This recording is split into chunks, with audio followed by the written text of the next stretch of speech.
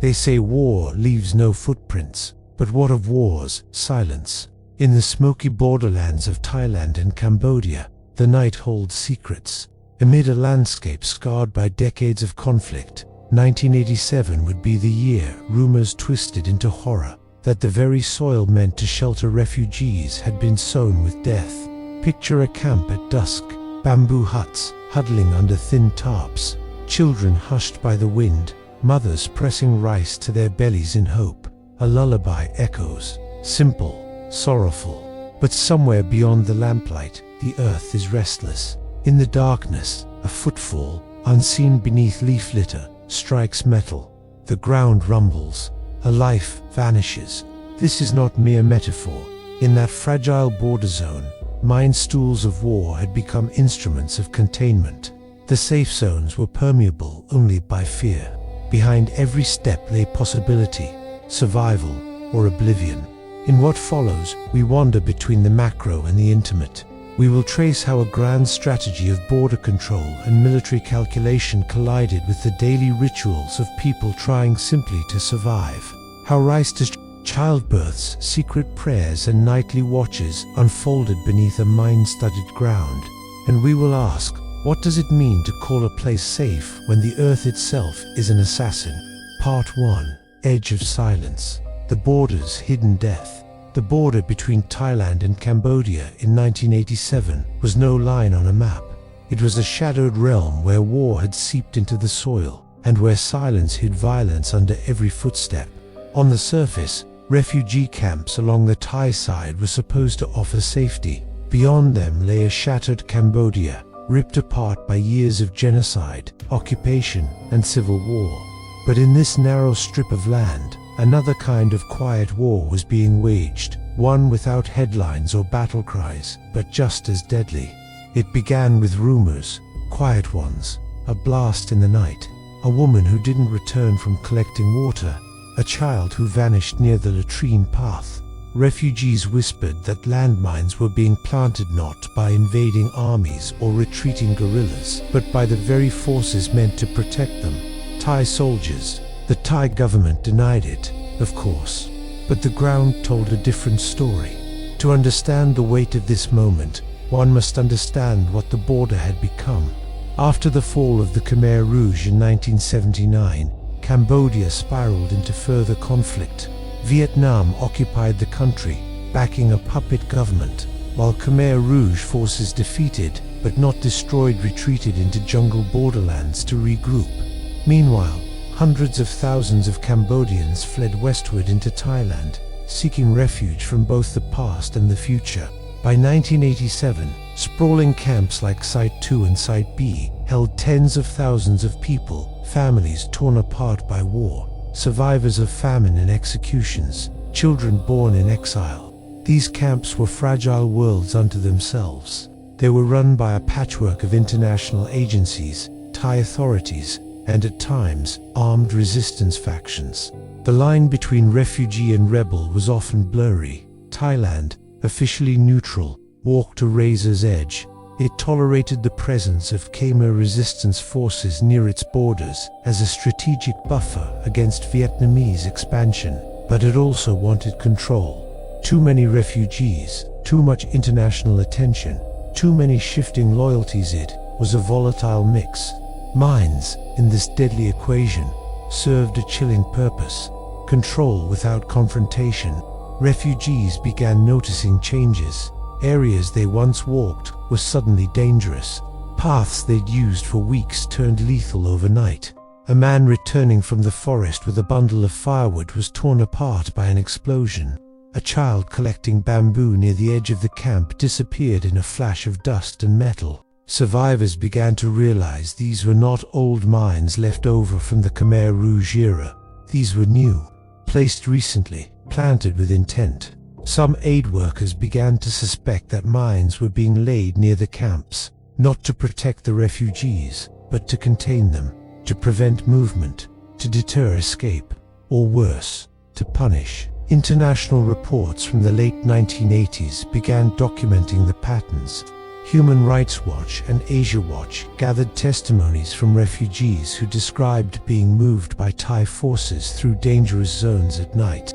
In one account, several women were injured and one killed after being forced to walk through a stretch of land that was later confirmed to be mined.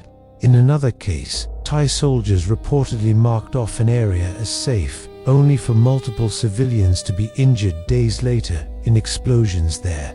The Thai government consistently denied that its military planted mines near or within refugee areas. It pointed fingers elsewhere at Khmer Rouge fighters, at Vietnamese forces, at other Cambodian factions, and it was true that all these groups were guilty of laying mines across the region. Cambodia was, by that time, one of the most heavily mined places on Earth. But the placement of mines near known civilian zones, particularly ones under Thai control, raised difficult questions. Why were refugee areas so heavily affected? Why did new incidents keep occurring near camp perimeters? Why were victims describing recent changes in the terrain, freshly disturbed earth, strange markings, or soldiers digging under the cover of night?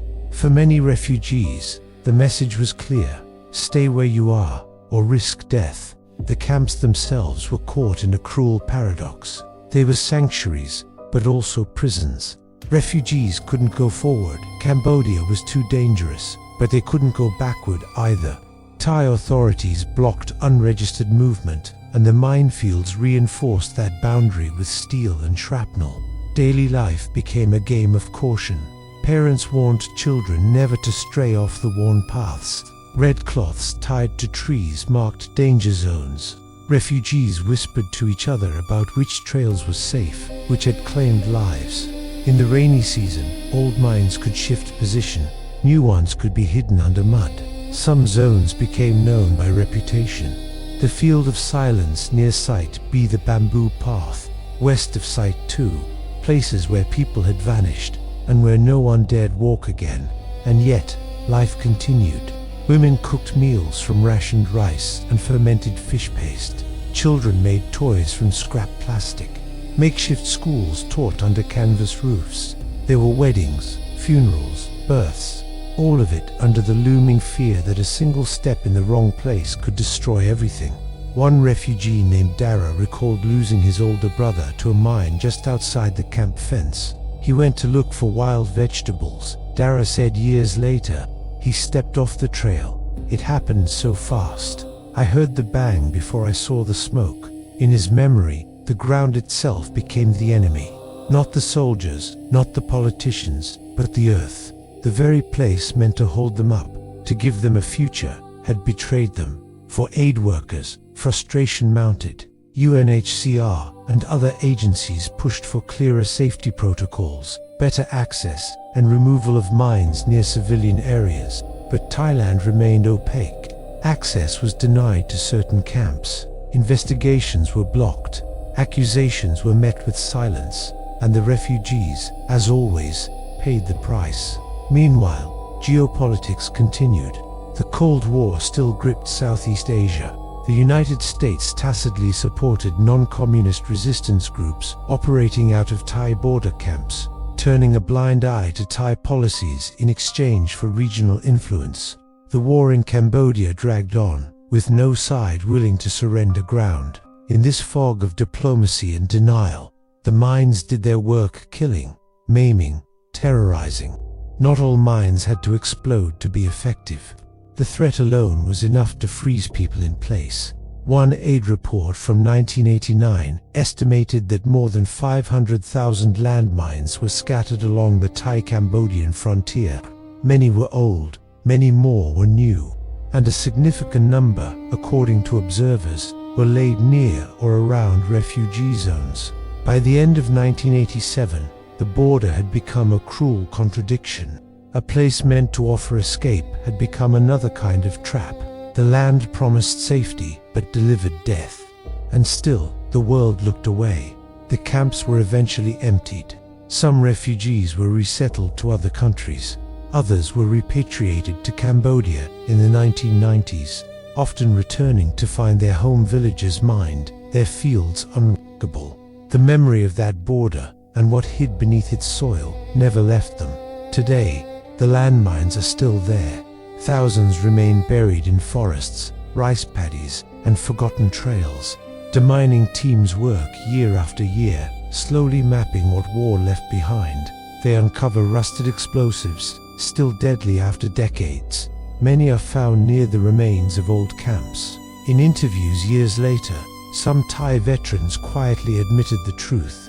They had been ordered to protect the camps, but not always the people inside them. "We were told to stop infiltration," one said, "to keep order. We did what we had to, but no order, no strategy, no political goal can ever justify the planting of death beneath the feet of the innocent." Edge of silence. That's what it became. A place where no one shouted, but many were lost. A land where the loudest sound was often the last. Part 2. Under the pale lanterns. Lives among the mines. At night, the border camps lit up with weak lanterns dim, halos of oil and wax straining against the dark. Shadows stretched across bamboo walls. The hum of insects was constant, but what kept people awake wasn't the heat or the noise. It was fear. Not of soldiers, not even of the war across the border. It was the fear of the ground beneath them. By 1988, word had spread through the refugee camps like a poison in the water. The earth could no longer be trusted. The danger wasn't distant. It wasn't far in the jungle. It was right at the edge of the latrine trail, just past the well, near the firewood stack. Mines didn't announce themselves. They didn't glow in the dark. They waited, buried in silence, beneath the soft layers of dust and leaves. One wrong step, and the night would explode. People adapted in the way that only the desperate can. Parents trained children to walk only on marked trails. Elders taught which trees had been there before the conflict, which paths were ancient and which were suspiciously new. Bamboo poles were tapped along the ground before each step, like blind canes searching for death. Firewood collectors tied red cloth around bushes to mark safe turns. Some drew maps in the dirt outside their huts, noting where a neighbor had vanished or a cow had been torn apart. But even rituals and memory were not enough. One misstep, one forgotten warning, could turn a chore into a killing. It happened often. A girl named Theda, only 7, was playing hide and seek with her brother near the edge of sight too. The game led them behind a storage tent. He ducked under a tarp, but she stepped into a hollowed-out patch of ground. The blast was muffled, but the scream was not. Aid workers rushed in. Her leg was gone. Her brother wouldn't speak for weeks. In another section of the camp, near the outer fence, where unofficial trails led to food vendors and black market stalls, a group of teenagers tried to sneak out. It was forbidden after dark, but they were hungry, and the rations had run low. Only one of them returned. His arms were burned from the blast, and his words came in gasps. The others had stepped into a new minefield, likely laid just days before. No one went to retrieve their bodies. That part of the camp was sealed off with bamboo stakes by morning, and still, the camps endured. Each hut was a page in a longer story. Families torn apart by war, husbands lost to Khmer Rouge killings, wives stolen during forced labor marches, children born without ever knowing a country to call home. The camps were meant to be temporary. Months turned into years.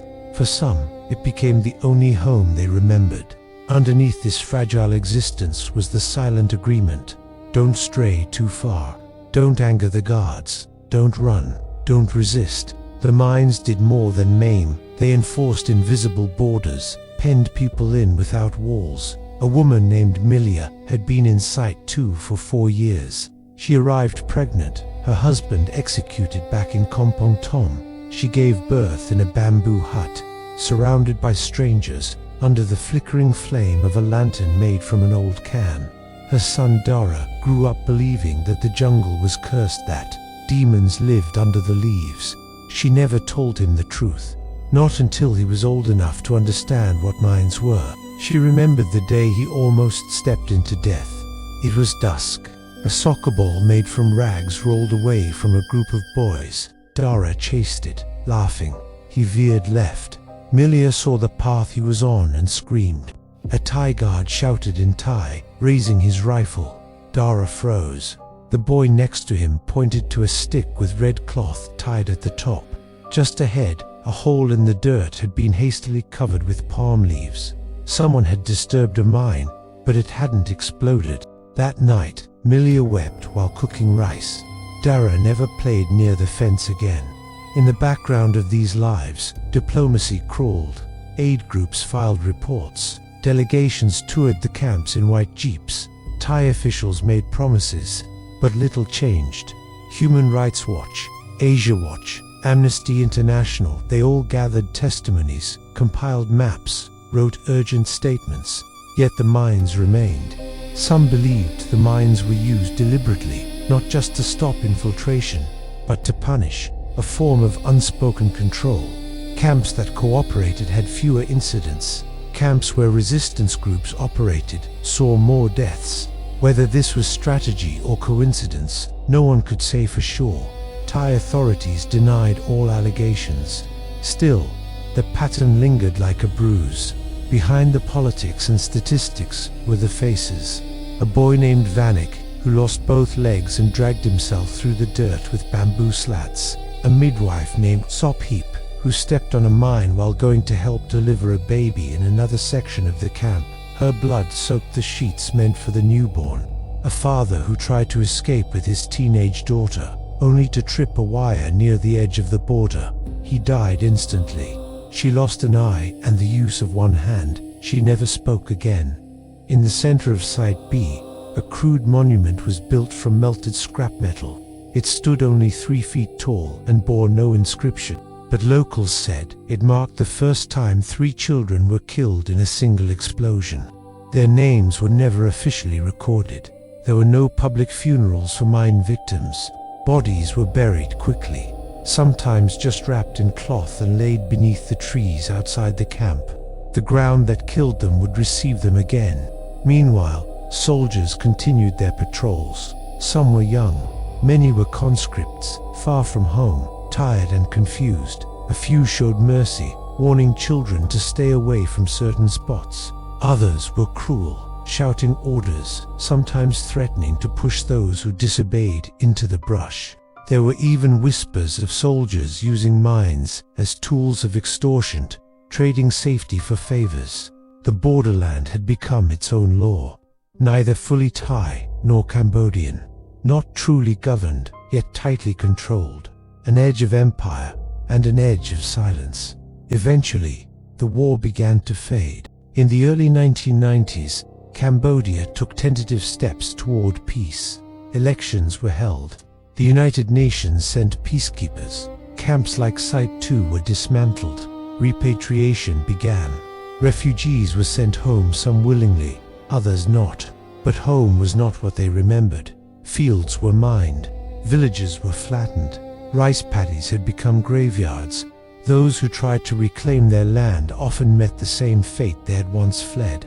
A man returned to Battambang in 1994 and lost both legs while trying to till his father's field. A woman stepped on a mine near her old well. Her children found her body days later. Demining efforts began, slow and underfunded. Cambodia's Mine Action Center would go on to clear millions of mines in the decades that followed, but the ghosts remained. Every foot of progress cost blood. Those who resettled abroad, Canada, Australia, the US, carried the scars with them.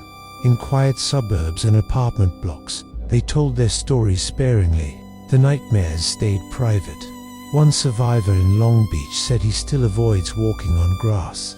Another, in Minnesota, confessed he couldn't sleep unless he checked the floor around his bed for traps.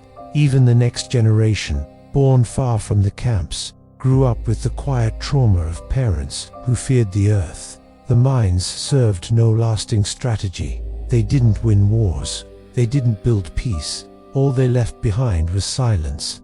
Missing limbs, empty graves, names never spoken aloud, and memory. Beneath the pale lanterns of that haunted borderland, the truth was never buried deep. It waited under the leaves, under the quiet routines of displaced life, under the footsteps of the innocent. The land, once a haven, had become a weapon, and those who survived it would never walk freely again, not in body and not in mind. Until next time, stay safe and see you in the next history.